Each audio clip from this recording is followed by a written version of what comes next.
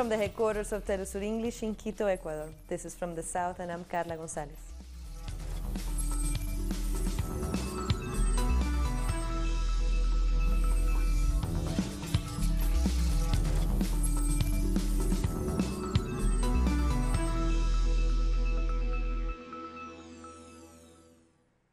After falling in recent days, the price of oil has risen by more than 2% as the Organization of the Petroleum Exporting Countries meets in Austria with non-OPEC producers led by Russia. They are deciding on reduction parameters deemed necessary due to an unexpected drop in demand in 2019. The rise comes as an agreement is expected to be made. What's your expectation for today? I hope we'll smile at the end. Still some negotiations. Agreement or not? Yes, a long discussion. I hope we'll have agreement. Have you asked for exemption?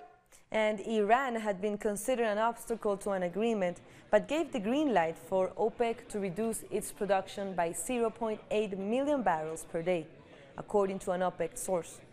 Iran, Venezuela, and Libya are likely to get exemptions from any output cut. However, Iranian Petroleum Minister criticized the U.S. presence in Vienna and questioned the motives of the U.S. government representative Brian Hook. Brian Hook is, I don't know what he is doing in Vienna.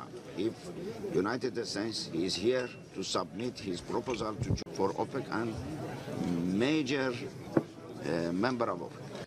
No doubt that they are going to create difficulty for our revenue, for our export.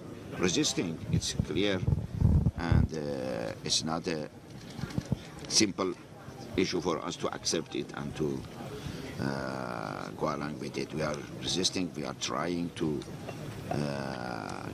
preserve the level of our production and especially the level of our export.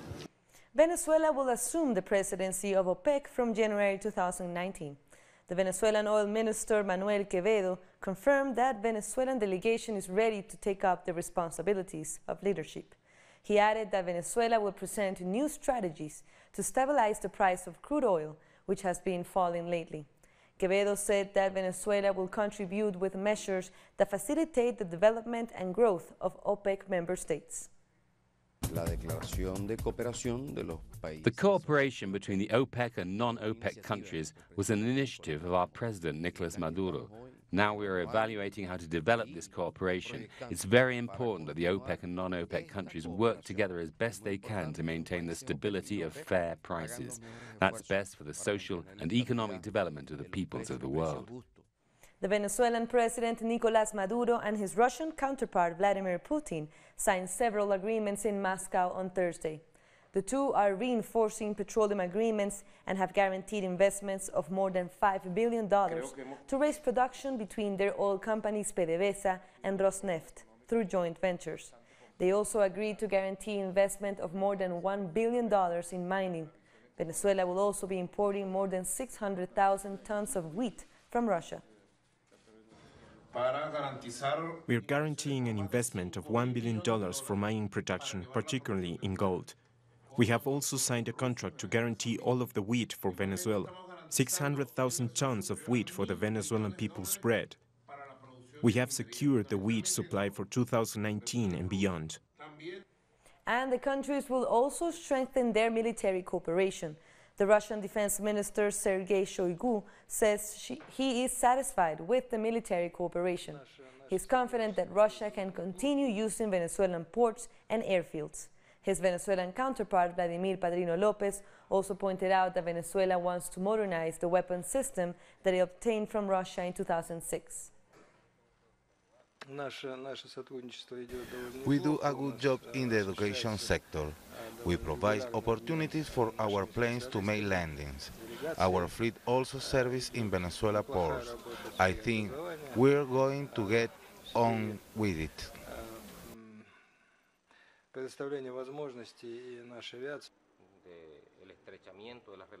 Our relations started when Hugo Chavez was president, and now with Nicolás Maduro, commander-in-chief of the National Bolivarian Armed Forces. Now to Brazil, where prosecutors say that leading global oil traders were deeply involved in a corruption scheme at the state-controlled oil company Petrobras. The prosecutors say they paid more than $30 million in bribes to employees between 2011 and 2014. They say the top executives of Vitol, Trafuga and Glencore were fully aware of the bribes, which may be continuing. The Brazilian Federal Police have alerted Interpol. And we continue with our special reports on the Cuban doctors who worked in Brazil. We bring you the story of Dr. Berlices Labrada Guevara, who was in charge of 5 communities in the small town of Prado in the northeast of Brazil.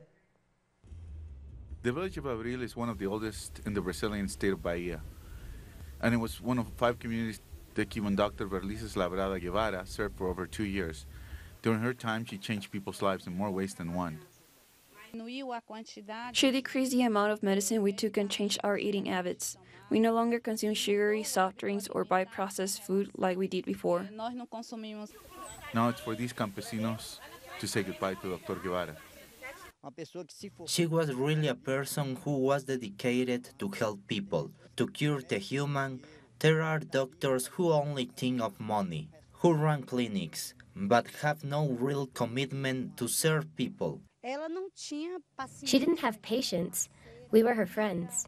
All of her patients are very sad that she is leaving. Some even got sick when they heard. Now we arrive to the beautiful La Playa de la Pasión, another hard-to-reach community. It's home to people like Maria Elena, who has seen many doctors, but none of them were able to diagnose her symptoms. But that all changed when she saw Dr. Guevara, who identified that she had kidney problems. I came to consult with her, and she prescribed me a medicine that would improve my condition. And now that I take it, thank God I don't have problems anymore. I took some medical tests and showed them to her, and she said I'm now healthy. She's the best doctor La Playa de la Pasión has ever had. In a makeshift clinic on the beach, the Cuban doctor went to great lengths to apply all the medical knowledge she learned in her home country. It was like having a private doctor. She provided very personalized consultations. That's the difference. She always paid special attention to her patients. More than 8,500 Cuban doctors have left Brazil after the country's president-elect Jair Bolsonaro criticized the More Doctors program. But all these medical professionals will be certified for the work they've done. I know it's over. The More Doctors program has ended for Cubans in Brazil. But our work here will be a part of history. What we did here will be in the history books, and we won't be forgotten. Dr. Guevara bid a final heartfelt farewell to all the people that were more than just patients to her.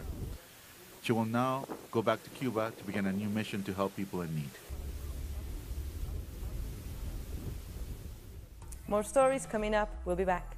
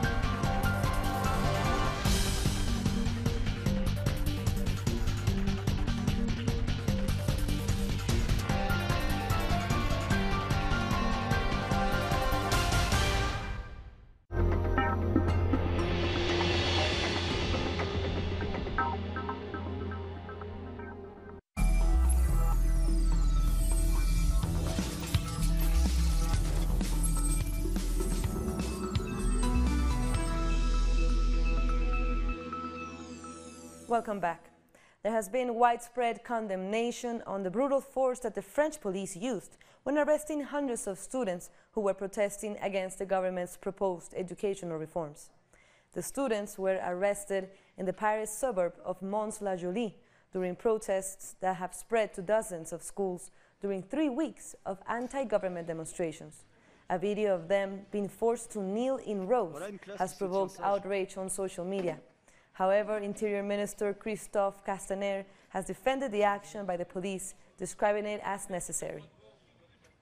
Over the course of several days, what we have observed is that the high school students involved in the strikes were joined by about 100 individuals with masks and sticks and flammable materials with the firm intention to come into conflict with the police. These are not student movements, but rather urban violence. On Thursday, the police confronted a protest by about 1,000 students in Toulouse. Across France, some 200 schools were blockaded, and there have been more protests in Paris Friday. The students are angry about proposed reforms that seek to change many aspects of the education system. This includes the criteria for admission into public universities. And most tourist sites across the country are to close on Saturday over fears for the big protests expected on that day. Prime Minister Edouard Philippe said that 89,000 officers will be deployed on Saturday and warned that residents should stay indoors. Never since 2005, because we are facing people who are not here to protest, but to smash, and we want to have the means not to give them a free rein. We have mobilized a considerable amount of forces, 8,000 in Paris, which is much more than last Saturday, and in total for France, not 65,000, but 89,000. So it's truly an exceptional mobilization. Our correspondent in Paris, Sergio Rodrigo, has more on the preparations for Saturday's protests. So the protests are called for this Saturday at the Bastille Square from 10 a.m. This will be the big demonstration. According to the Yellow Vests, they are saying it's an insurrection that has arrived at the gates of Paris, but they are calling for peaceful protests. They say they don't want to mourn any victims. This comes as the government of Emmanuel Macron has raised the specter of civil war and has accused the demonstrators of being responsible for death and destruction. It says the police have detected various groups arming themselves for Saturday's protests. What is certain is that the Yellow Vests want to oppose the policies of President Macron. His cuts and neoliberal policies have not won support among the population. They want wages and pensions to be protected. Macron's popularity has sunk to about 23%, compared with more than 70% that sympathize with the Yellow Vests. So it promises to be a tense weekend, with more than 89,000 police on duty and many tourist sites closed, including the Eiffel Tower. While on Monday, the opposition in the National Assembly is preparing to present a motion of no confidence. The parties of the left are joining forces to try to stop Macron's neoliberal policies, but they only have 62 members of the 280 they would need to pass the motion. Sergio Rodrigo from France. Colombian students held more mass protests on Thursday over the lack of funding for universities. The police fired tear gas at demonstrators in Bogotá, as trade unions, teachers, and indigenous movements joined the students on the streets. They have held a series of protests in recent weeks against budget cuts and tax reforms announced by the government of President Iván Duque. Many of those actions have been met with police repression.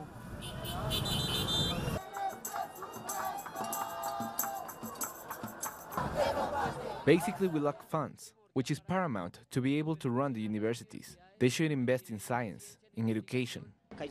In this country, there is enough money. If the war funds were diverted to education and health, Colombia would be a rich country. It would be a very equal society, very fair, but they do not do it because they steal everything. And Colombia's Congress has announced the opening of a preliminary investigation into the Attorney General Néstor Humberto Martínez. He has been at the center of controversy for 2 weeks over his alleged involvement in the Odebrecht corruption scandal. A key witness, who is now deceased, presented audio recordings which incriminated the top prosecutor. Meanwhile, the Supreme Court has rejected a list of candidates presented by President Duque to replace the Attorney General. It says it has raised questions due to their affiliations with the Democratic Party. Let's hear from our correspondent, Paola Fernández from Bogotá. The Supreme Court has been deciding on who should be the next prosecutor to investigate the Odebrecht corruption scandal, one of the biggest to hit Colombia. Attorney General Néstor Humberto Martínez is no longer eligible, as he's also under investigation for his links to Odebrecht. President Iván Duque was responsible for choosing new candidates, but all of them were considered to be not suitable because of their political ties. The Supreme Court is now asking for a new list of candidates to select the new prosecutor. Paula Fernández from Colombia. Now, another topic, the union representing workers at Latin America's largest airline, LATAM, has announced plans to go on strike on Friday at midnight. This will be the second time that LATAM workers have gone on strike this year. In April, cabin crew members of LAN Express, a subsidiary of LATAM, walked off the job, causing about 2,000 flight cancellations in Chile and across regional routes, affecting about 350,000 passengers.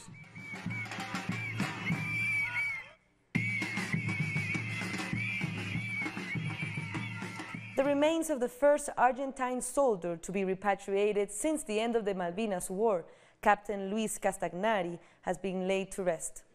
Captain Castagnari's remains were buried in the central province of Córdoba with full military honors by the Argentine military. He was a member of an elite group which occupied the Malvinas Islands on April 2, 1982, during the war between the United Kingdom and Argentina. He was killed in battle on May 29 of that year. Jamaica's ban on plastic bags, straws, and styrofoam will take effect in just under a month. The government continues to encourage persons to prepare by using cloth bags and other non-plastic containers. The ban is part of an international effort to reduce pollution. The legislation is now with the Chief Parliamentary Council. We'll be using the Trade Act and the NRCA Act to enforce the measures. The advertising campaign will intensify in the coming weeks, as we have now gotten the commitment from the Ministry of Finance and through the Ministry of Economic Growth and Job Creation for $40 million to be able to properly advertise and educate the public. We continue to have town hall meetings to make sure and try and sensitize community by community, and to indicate that there's quite a bit of support coming from private sector companies in terms of their offer to distribute bags. The Caribbean's multi-billion-dollar coconut industry is to receive a further boost. That's because the European Development Fund will be financing a second coconut project in the region. The initiative will span for a period of 5 years and have a budget of roughly $7 million. The global market for coconut water alone is projected to be more than $4 billion by 2019. Bad weather has been added to the many problems that members of the Central American migrant caravan face on the Mexican border. In the light of day, the hundreds of migrants staying in the camp in the north of Tijuana hope that the misery of cold nights and wintry rains will soon come to an end. It's quite awful here. Imagine, we're here in our little tents, and the truth is that we're getting soaked, and the cold is numbing. The local government closed the sports center which served the migrants since arriving at the city, leaving them without basic services. It's really cold, and we are lacking a lot here, for example, water and clean toilets. The Central Americans say that those who are most exposed to the effects of the winter weather are the youngest amongst them. A cough, flu, fevers, but there are no medical services here. Even with such difficulties, some don't lose their optimism. They say that they prefer to stay here so that they can process their local papers more easily.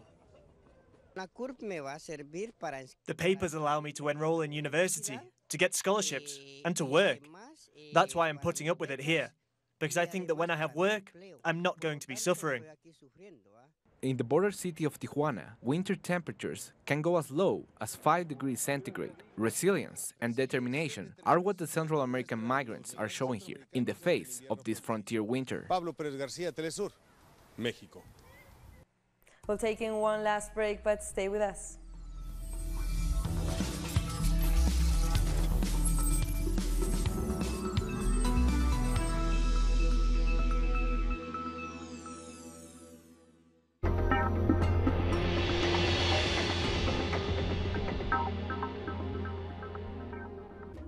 An occasion to enjoy the cultural diversity that defines our South American essence. Come along to find out the story behind these personalities, traditions, and artistic expressions that unite us as a whole. Real Lives. Friday, only on Telesur.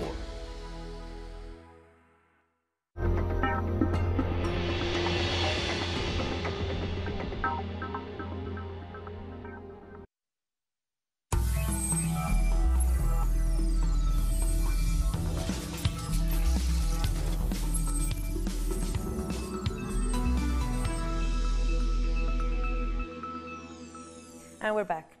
Germany's Christian Democratic Union has chosen a new leader to succeed Angela Merkel. Annegret Kramp was elected at the party's conference in Hamburg. She will take over from Merkel, who has been at the helm of the CDU for nearly 2 decades. Merkel is leaving the party leadership with her popularity at an all-time low, mainly due to her migration policy. The arrest of the chief financial officer of the Chinese tech company Huawei in Canada has sent shockwaves around the world. Meng Wanzhou was taken into custody at the request of the United States and is set to appear in court for a bail hearing today. Meng is the daughter of Huawei founder and faces possible extradition to the US. Her arrest threatens to escalate the ongoing dispute between the US and China. Russian Foreign Minister Sergei Lavrov has said the detention of Huawei's chief financial officer is an illustration of the arrogance of US foreign policy. Addressing journalists in Italy, Lavrov said overbearing US foreign policy is being increasingly rejected by the majority of countries around the world. He also demanded for an end to the US interference in internal matters of other nations. I believe it is yet another demonstration of policy being rejected by the majority of normal countries and normal people, a policy of exterritorial application of national laws. As far as I understand, she was arrested in Canada upon the US request because the company is doing business in Iran, and this is against American laws. But what does China have to do with that? What does Huawei have to do with that? This is a very arrogant, great power attitude policy, and is not accepted by anyone. It is being rejected, even by the closest US allies, and it should be put to an end. A showdown is looming between Zimbabwe's ruling ZANU-PF Youth League and the party's war veterans over the latter's constitutional amendment. It is seeking to raise the age limit for presidential candidates to 52 years. The Youth League have called the proposal an assault on democracy and have vowed to oppose the amendment at the party's Congress in December. Zambia's Constitutional Court has ruled that President Edgar Lungu can stand for the 3rd term as president in 2021. 4 political parties had petitioned the court seeking a ruling on whether Lungu is eligible to contest in these elections. The opposition had argued that Lungu's 3rd term would violate the Zambian constitution, which states that a person who has been elected twice as president can't be re-elected.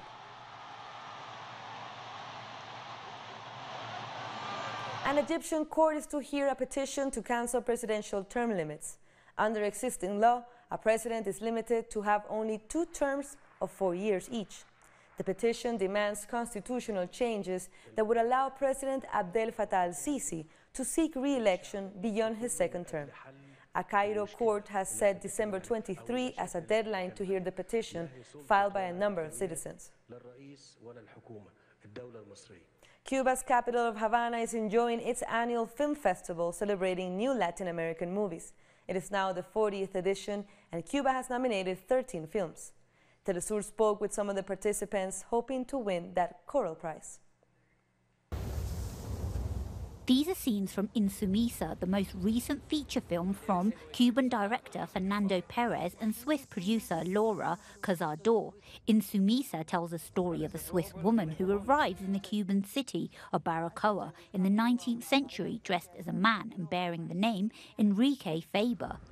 She practices medicine and marries a local young woman. It's a dramatic tale based on real events. It's a film that doesn't want just to dwell on themes of gender, but rather wants to portray a much more modern image. A woman who faced a closed-off existence and broke through all the barriers in front of her. Director Alejandro Gil makes his appearance in this edition of the festival with a historic drama. His proposal is Innocence, the story of the most moving event in 19th century Havana, the execution by firing squad of 8 medical students. It's a film based on real facts, a film that is telling a real story. So it doesn't matter what you know about history or things that can manipulate you politically to ensure that you don't look any deeper. Mantis Nest is another Cuban feature film hoping to win a Coral. The film, directed by Arturo Soto, tells the story of a love triangle between 2 men and a woman lasting for more than 40 years. One morning in 1994, all 3 were found dead. It may look like a thriller and have the structure of a thriller, but at the end it's a story about strong patience. It's getting more difficult to be included in this festival because they are getting more selective every time. To just participate is an honor. 2 animated films are competing in the festival. One of them is A Very Close Encounter by Paul Chaviano, a film which tells fabulous stories from the Cuban countryside with fantastical characters. It's a stop-motion film in which figures are really moved frame by frame and based on a story paying tribute to the work of Samuel Feijó. It tells the tale of a campesino who doesn't believe anything happening around him, who has close encounters with these deities. The International Festival of New Latin American Film will end on its 40th edition with some of the best cinema from the region. 20 feature films, 22 shorts and medium-length productions, and a whole lot more that can be enjoyed by cinema lovers. And with that, we come to the end of this news brief, but these and other stories, you can find them on our website at telesurenglish.net. We're also on social media, so go ahead and follow us. I'm Carla Gonzalez. Thank you for watching Telesur.